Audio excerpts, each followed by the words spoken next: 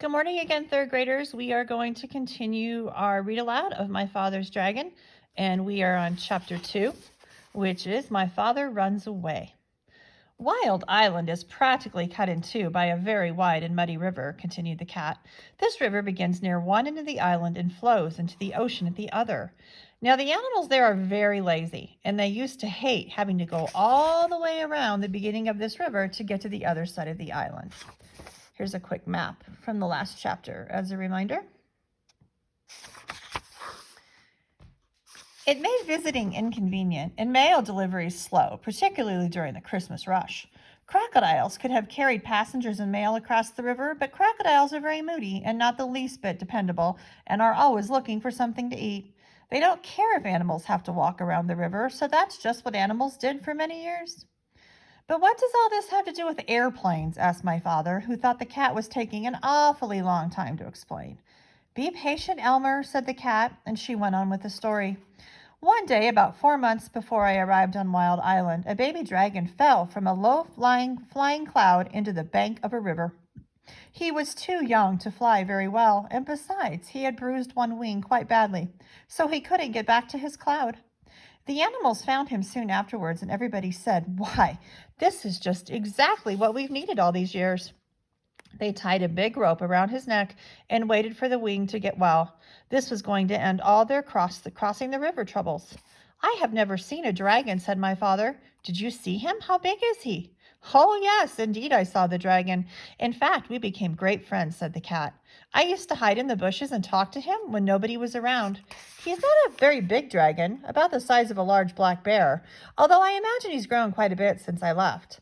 He's got a long tail and yellow and blue stripes. His horn and eyes and the bottoms of his feet are bright red, and he has gold-colored wings."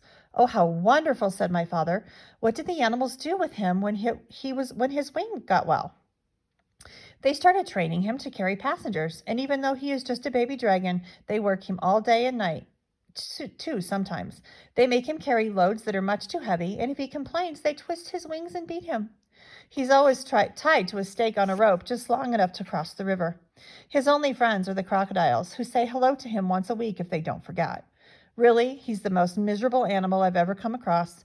When I left, I promised I'd try to help him someday, although I couldn't see how. The rope around his neck is about the biggest, toughest rope you can imagine.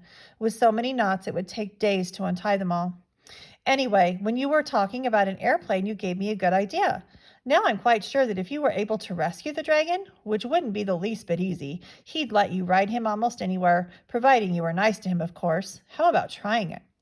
"Oh, I'd love to," said my father, and he was so angry at his mother for being rude to the cat that he didn't feel the least bit sad about running away from home for a while. That very afternoon, my father and the cat went down to the docks to see about ships going to the island of Tangerina. They found out that a ship would be sailing next week, so right away they started planning for the rescue of the dragon.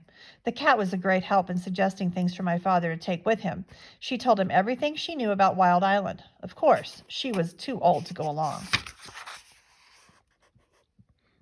Everything had to be kept very secret, so when they found or bought anything to take on the trip, they hid it behind a rock in the park.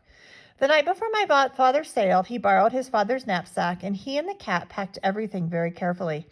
He took chewing gum, 2 dozen pink lollipops, a package of rubber bands, black rubber boots, a compass, a toothbrush and a tube of toothpaste, 6 magnifying glasses, a very sharp jackknife, a comb and a hairbrush, 7 hair ribbons of different colors, an empty grain bag with a label saying cranberry, some clean clothes, and enough food to last my father while he was on the ship.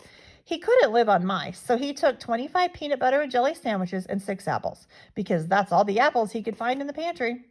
When everything was packed, my father and the cat went down to the docks to the ship. A night watchman was on duty, so while the cat made loud, queer noises to distract the attention, my father ran over the gangplank onto the ship. He went down into the hold and hid among some bags of wheat. The ship sailed early the next morning. Tomorrow, Chapter 3.